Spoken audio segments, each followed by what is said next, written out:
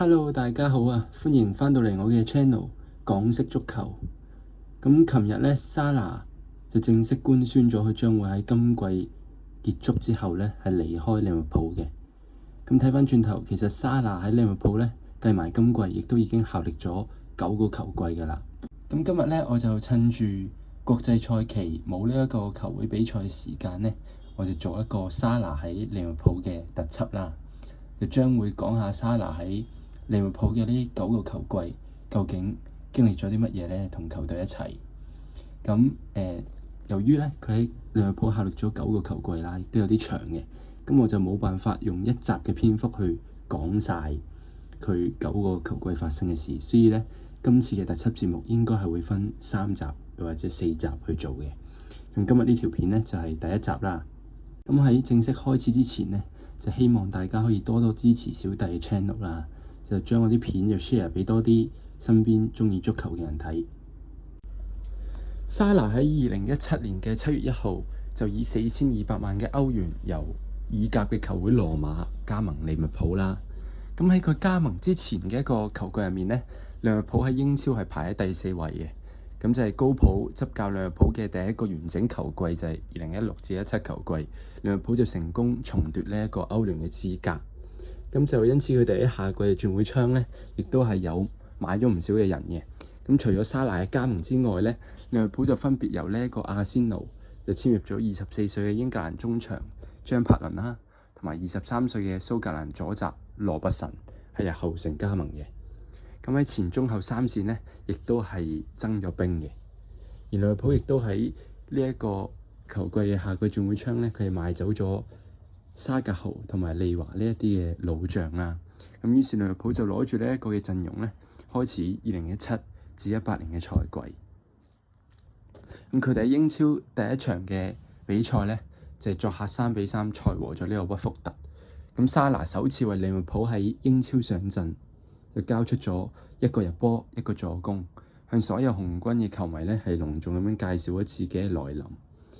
而最終呢，佢喺比賽嘅第86分鐘退下火線。咁而隨住球季一路咁樣去啦，利物浦喺英超嘅成績呢，亦都係逐漸穩定起嚟，就曾經連續14場聯賽不敗啊！咁沙拿喺呢14場嘅不敗聯賽入面呢，亦都更加係交出咗13個入波同埋5個助攻嘅。咁就成為咗球隊嘅第一進攻點啦。基本上利物浦好多進攻都係靠佢嘅啦。咁當季嘅最後一輪英超呢，沙拿更加交出1個入波1個助攻，就協助球隊4-0大勝呢個白禮頓，咁就穩坐呢個聯賽榜嘅第4位啊！就連續2年奪得來季嘅歐聯資格啦。咁沙拿呢，喺2017-18賽季喺聯賽上陣咗36場。就為利物浦攻入咗32球，亦都交出咗10個助攻，成為咗當季英超嘅神射手啊！更加係奪得2017-18英超球季嘅最佳球員。咁而喺歐聯賽場方面呢，利物浦係一路高歌猛進，殺到入去決賽。咁而喺決賽佢哋就係面對住如日中天嘅皇馬啦，最終就係1-3輸咗波嘅。而沙拿喺呢一場嘅歐聯決賽入面呢，佢只係上陣咗30分鐘。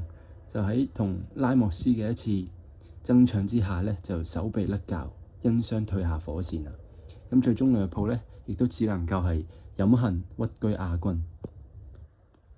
咁沙拿加盟利物浦嘅第一個賽季係以聯賽第4名同埋歐聯亞軍作結啦。咁雖然球隊未能夠取得任何嘅獎杯，但沙拿呢就奪得咗呢一個英超嘅神射手同埋最佳球員嘅寶座。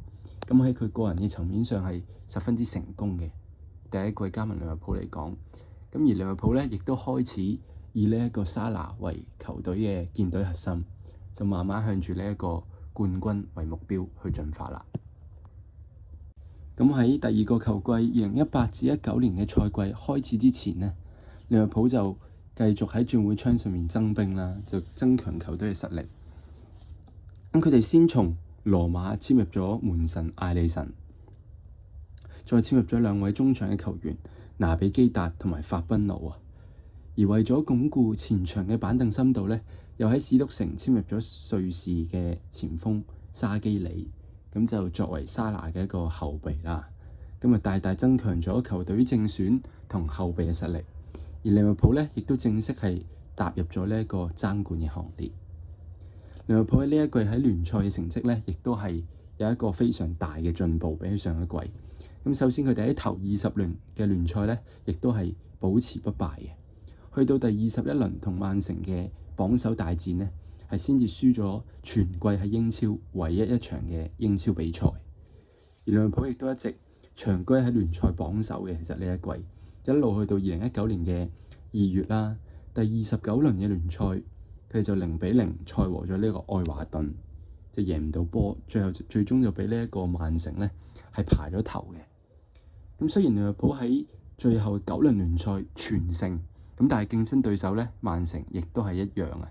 咁所以最後利物浦咧就係1分之差就不敵曼城，喺英超咧就只能夠屈居第2名。咁利物浦呢一季喺英超就攞咗97分，而曼城咧就係98分，係僅以1分之差壓過利物浦嘅啫。咁而沙拿喺呢一季嘅聯賽咧交出咗22個入波同埋8個助攻。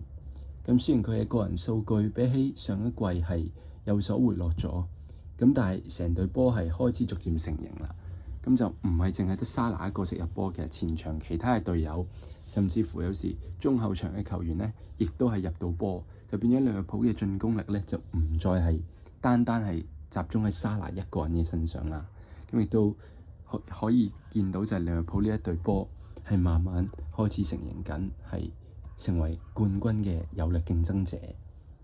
咁而利物浦雖然喺呢一季失落咗聯賽冠軍啦，咁但係再一次喺歐聯呢係殺入決賽，連續2年殺入決賽啊！咁對手就係同為英超球隊熱刺啦。咁沙拿喺呢一場嘅歐聯決賽呢係踢足90分鐘嘅，咁而喺上半場嘅2分鐘呢，沙拿就射入12碼，為利物浦先開紀錄啊！咁最終佢哋就2-0擊敗咗熱刺，係相隔14年之後再一次捧起歐聯冠軍嘅獎杯。而沙拿喺呢一屆嘅歐聯賽事亦都係交出咗5個入波啦，同埋2個助攻，係球隊奪冠嘅重要功臣之一。咁總體嚟講啦，2018-19賽季利物浦比起上一季呢係有一個非常大嘅進步。除咗後防線嘅實力大大提高咗之外啦，前場嘅入球能力亦都大增。就我頭先講嘅，就唔再係淨係聚集喺沙拿一個人嘅身上，其他隊友都識入波。咁球隊嘅體系呢，亦都係開始成熟啦，就為下一季利物浦奪得英超冠軍埋下咗一個重要嘅基石。好，咁第一集嘅節目呢，就去到呢一度啦。咁第二集應該就係會講利物浦由2019年去到2022年呢3個球季發生嘅事啦。咁我哋下條片再見啦，拜拜。